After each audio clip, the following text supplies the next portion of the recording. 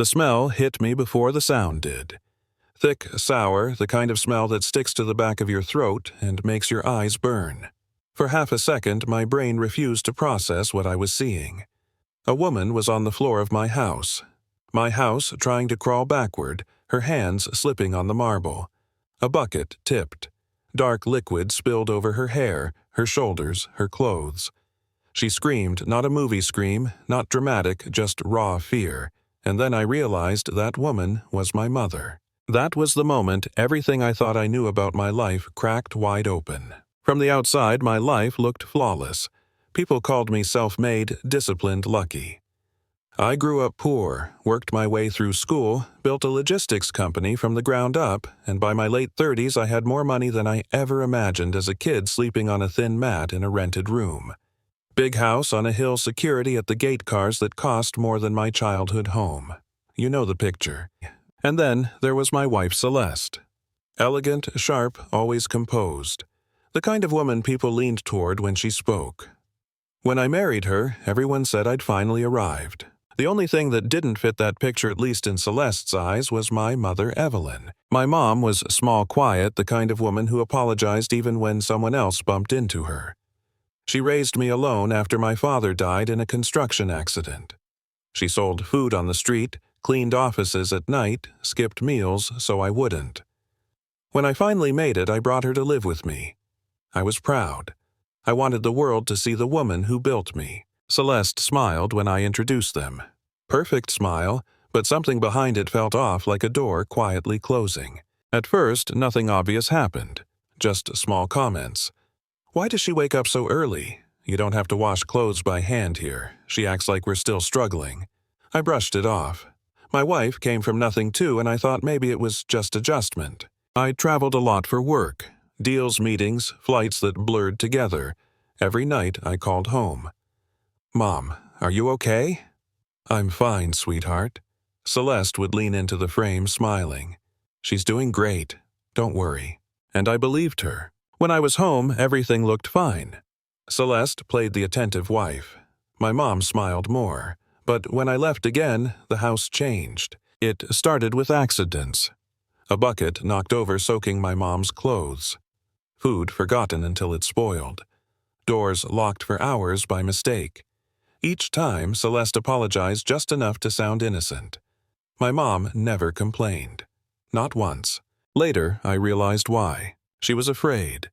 Not of my wife, but of being the reason my marriage failed. She'd seen sons forced to choose families torn apart. She decided silence was safer. But silence has a cost. The comments got sharper. Don't sit there. You're in the way. You embarrass me when my friends come over. Staff noticed. They whispered, but no one challenged Celeste when I was gone. My mom grew quieter, thinner. Her hands shook when she held her phone. She would stare at my name, then put it down. She never told me she fainted in the bathroom one afternoon. Never told me no doctor was called. Never told me she sometimes drank water from the sink because the fridge was locked. Celeste, meanwhile, was changing. She watched my mother flinch when she walked by. She noticed the fear, and instead of stopping, she leaned into it. Power does that to people. Once you taste it, you want more. I didn't know any of this. I was halfway across the country sitting in a hotel room when something just felt wrong. I couldn't explain it. A tightness in my chest. Restlessness. I checked my phone and saw a missed call from my mom.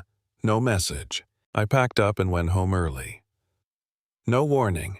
When I walked through the door, I saw my wife standing over my mother holding an empty bucket sewage dripping across the floor. My mom was crying, choking, trying to crawl away. My briefcase hit the floor. I don't remember dropping it. I crossed the room and fell to my knees beside my mom, pulling her into my arms, trying to wipe her face with my sleeves, my hands shaking so badly I could barely think. I'm here, I kept saying. I've got you. Celeste tried to speak. I can explain. Don't, I said. My voice didn't shake. That scared her more than yelling ever could. I called security. I called a doctor. I wrapped my mom in a towel and held her like I used to when I was a kid, and she was the one protecting me. When Celeste tried to justify herself, I didn't argue. I didn't need to. I played the footage. Yes, footage. Months earlier, I'd installed cameras in common areas not for control, but because something in my gut told me to watch over my mother when I couldn't be there. Every locked door, every insult, every moment of humiliation, it was all there. Celeste collapsed when she saw it, crying, begging, saying she felt threatened, by an elderly woman who barely spoke. I told her to pack one bag, nothing else. Then I called the police. People asked me if that was hard. It wasn't. The hard part was realizing I almost didn't come home in time. At the hospital, the doctor said my mom was dehydrated, malnourished, deeply traumatized. She would recover physically. Emotionally, would take time. When she woke up, she apologized to me. That nearly broke me. I didn't want you to choose, she said. There was never a choice, I told her. The house was sold. I couldn't stand the walls anymore. I moved my mom to a small place with a garden. Birds in the morning. Quiet. Safety. Celeste's world collapsed fast. Friends disappeared. Court dates replaced parties. The footage went public. People were outraged. Some said I went too far. That family matters should stay private. I didn't respond. Instead, I did something else. I built a foundation to protect elderly parents and vulnerable family members from abuse hidden behind money and respectability.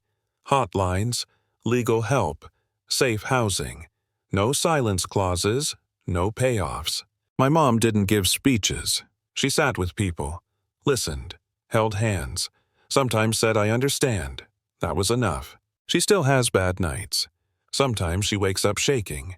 Healing isn't a straight line, but she laughs again. She eats without fear. She sleeps without locking her door. As for me, I lost a marriage. I lost a version of my life I thought was success. What I gained was clarity. Power without kindness is just cruelty with better lighting. Silence doesn't keep the peace, it keeps the abuse hidden. And choosing the right thing will always cost you something, but not choosing it costs more. So here's my question for you. If you were in my place, would you have done the same? Would you have exposed everything, knowing it would destroy your image, your marriage, your comfort? Or would you have stayed quiet to keep the illusion alive? Tell me what you think. I really want to know.